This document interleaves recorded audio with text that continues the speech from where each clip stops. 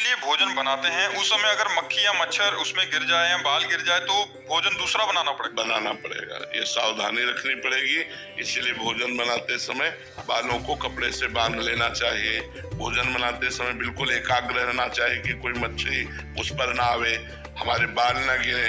भोजन बनाते समय बातचीत नहीं ज्यादा कर, अगर बातचीत करनी तो ऐसे करनी चाहिए, नहीं तो हमारी थूक की छिट्टी गिरेगी तो हम ठाकुर जी को कैसे भोग लगाएंगे। ये सावधानी रखनी चाहिए कि बाल है, मक्खी है, जूठापन है, ये ना होने पावे, अशुद्धता ना होने पावे। फिर बड़े प्यार से भगवान को भोग लगा के प्रसाद पाओ तो ये तुम्हारे पापों का नाश करके बुद्धि को शुद्ध कर देगा। मनुजा जी जबलपुर से। राधे राधे। राधे राधे महाराज जी। महाराज जी, रामचरितमानस के अनुसार काकभुसुंडी जी जब गरुड़ जी को कथा सुना रहे हैं तब लोमश ऋषि के श्राप के प्रसंग में बताते हुए कहा है कि निर्गुण रूप सुलभ अति, सगुन जान नहीं कोई, सुगम अगम नाना चरित, सुनि मुनि मन भ्रम होई। महाराज देखो, निर्गुण तत्व का जब हम ज्ञान प्राप्त करते हैं तो सांख्य योग के द्वारा हम उसको सहज में जान सकते हैं। लेकिन जो सगुण रूप में अब रो रहे हैं, हे खग हे मृग हे मधुकर श्रेणी, तुम देखी सीता मृग नैनी, अब मोह नहीं हो जाएगा। देखो, सती जी को मोह हो गया जब भगवान श्री राम ऐसा पुकार करके कह रहे थे, हे खग हे मृग हे मधुकर श्रेणी, तुम देखी सीता मृग नैनी। भवानी जी के मन में आया कि दशरथ पुत्र राजकुमार है। उसी समय भगवान शंकर ने जय सच्चिदानंद परम धाम की जय। ये कैसे हो सकता है?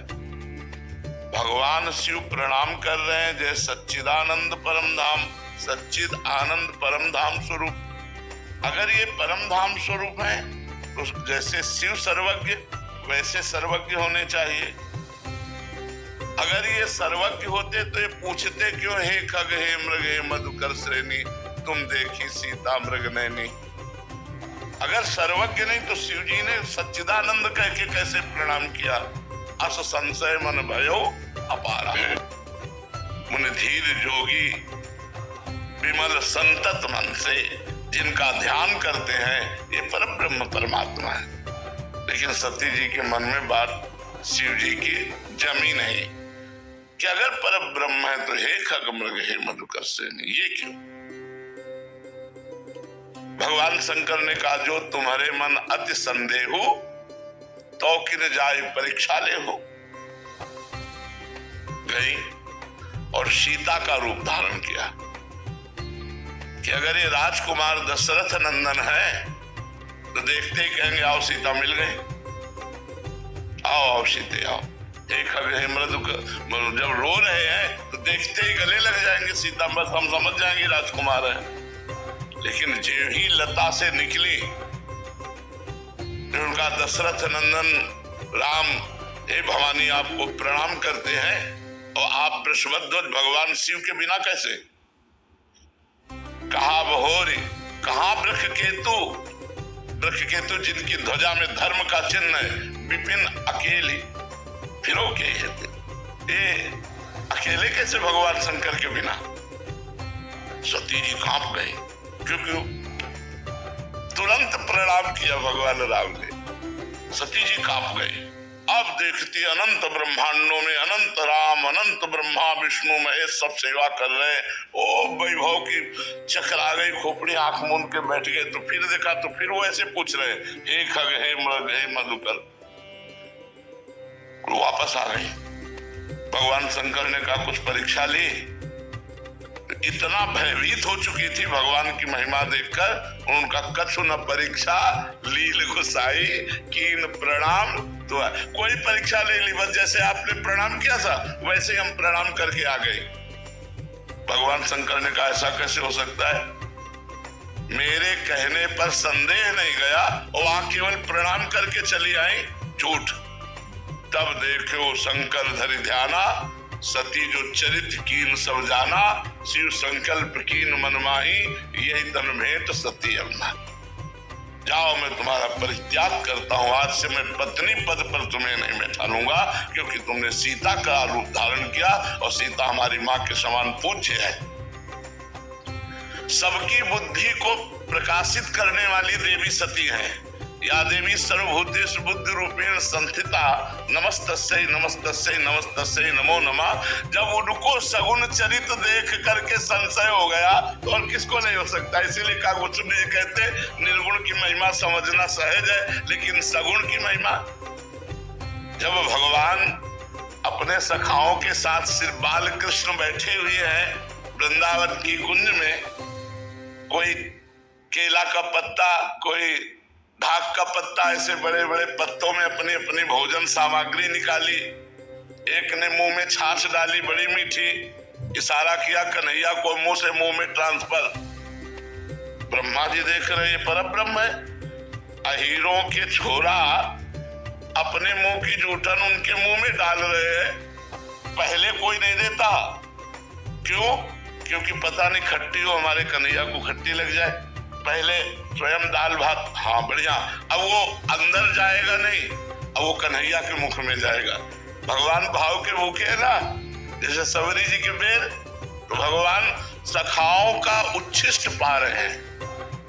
हर सखा पहले माखन मिश्री जो भी है पहले पाके देखता है स्वादिष्ट, तो कन्हैया के मुख में देता है। ये बात देखकर ब्रह्मा जी को आश्चर्य हो गए, पर ब्रह्म कैसा? ये ब्रह्म है। उतने में किसी सखा ने कहा कन्हैया बछड़े तो बहुत दूर चले गए, बोले तुम सब पाओ, हम अभी ला रहे हैं। वही दाल भात का कवर हाथ में लिए हुए, बंसी पेट में खुशी हुई, बछड़ों को खोजने गए। ब्रह्मा जी ने सखाओं को गायब कर दिया, अपनी मायामय नींद में सुला दिया।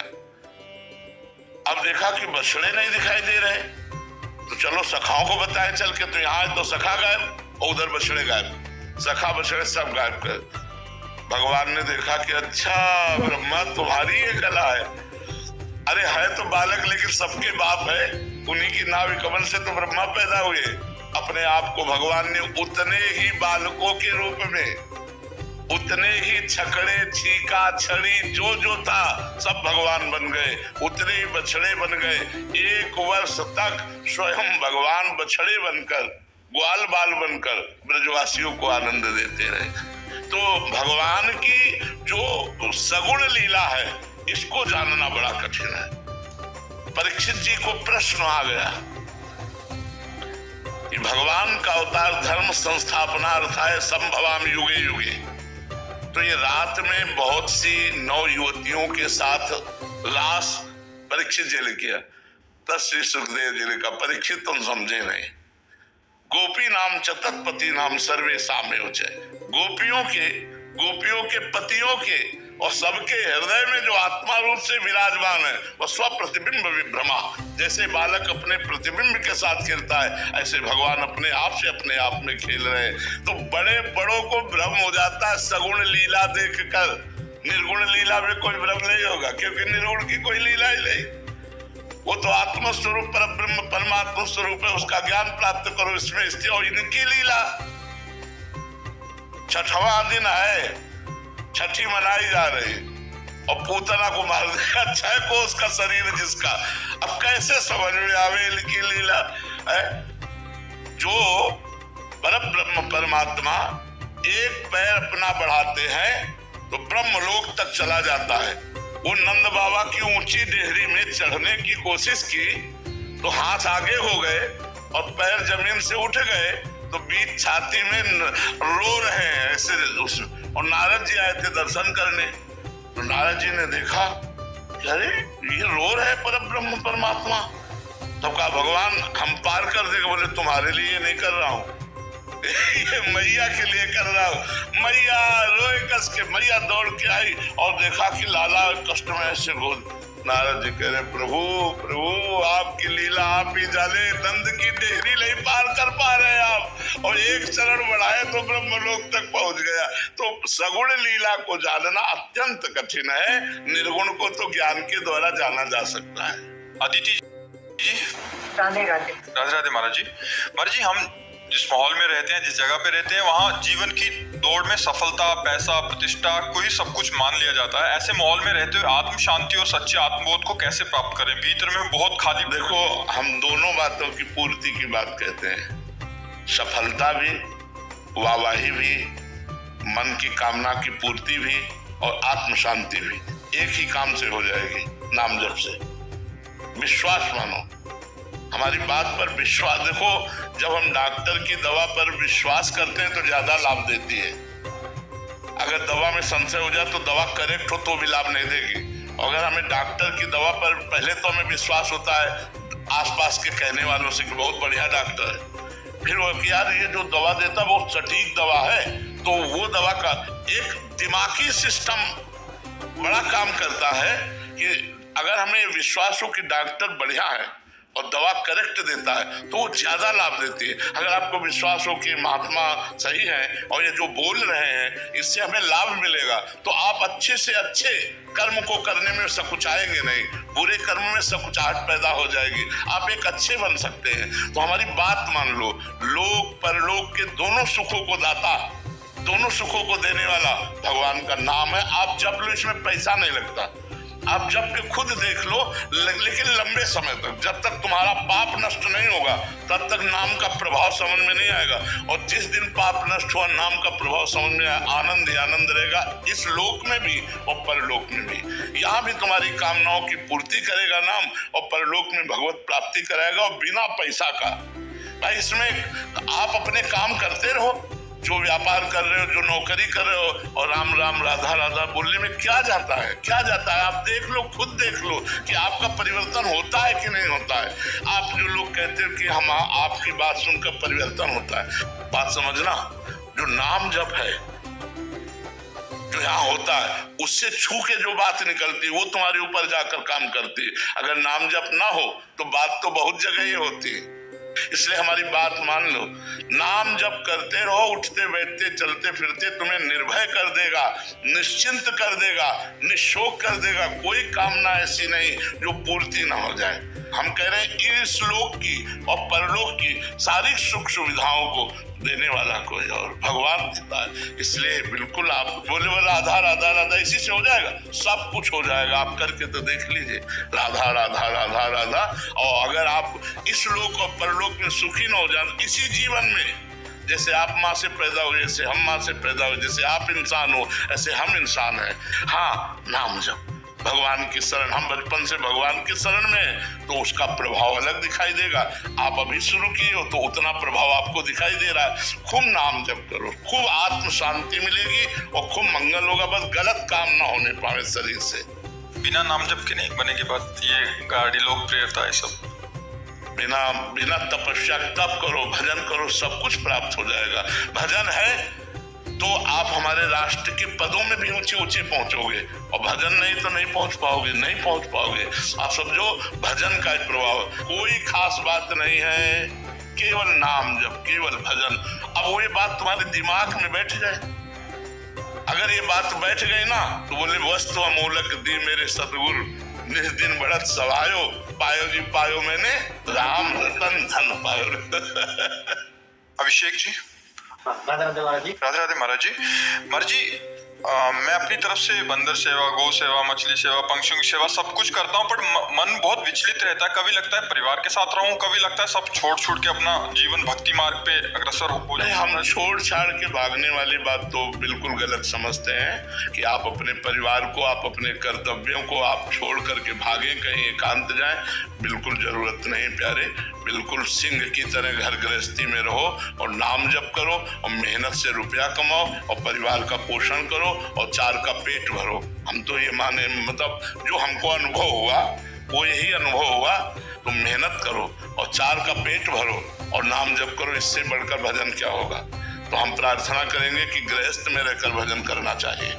विरक्त तब होना चाहिए जब स्त्री के प्रति आकर्षण खत्म हो जाए, धन के प्रति महत्व खत्म हो जाए और कीर्ति के प्रति कोई लगाव ना हो, अपने को बिल्कुल मरा हुआ जीवन व्यतीत करना हो, तो विरक्त बन जाए। नहीं तो बहुत कचाई रहती है, बहुत कचाई रहती है।